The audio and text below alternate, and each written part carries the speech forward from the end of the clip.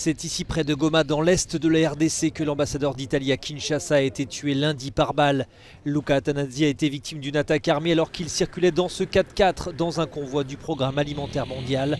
Un témoin de la scène raconte. Lorsqu'on a entendu des coups de feu, on ne savait pas qu'est-ce qui s'est passé. Nous sommes rendus sur les lieux et nous avons trouvé, et on venait de kidnapper l'ambassadeur de l'Italie. Les kidnappés l'ont amené jusque dans la brousse. Et aussitôt y arrivés, ils ont fait des accrochages avec les éco-gardes. Et lorsqu'ils ont fait des accrochages avec les éco-gardes, ils ont réussi à tirer sur l'ambassadeur. Ils ont tiré un chauffeur sur le champ. Il y a aussi le chargé de sécurité de l'ambassadeur qui a rendu l'âme sur le champ. Et puis d'un coup, il y a le phare de ceux qui s'est rendu sur le champ. Et ils ont réussi à sauver l'ambassadeur pour l'amener à Goma pour les soins intensifs. C'est dans cet hôpital que l'ambassadeur italien de 43 ans a finalement succombé à ses blessures. La ministre des Affaires étrangères de la RDC a immédiatement condamné ce meurtre.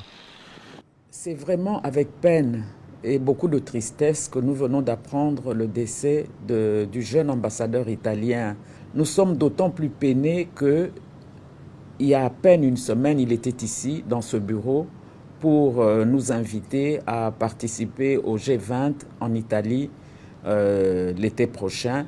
Et je promets au gouvernement italien que le gouvernement de mon pays mettra tout en œuvre pour découvrir qui est à la base de cet ignoble meurtre.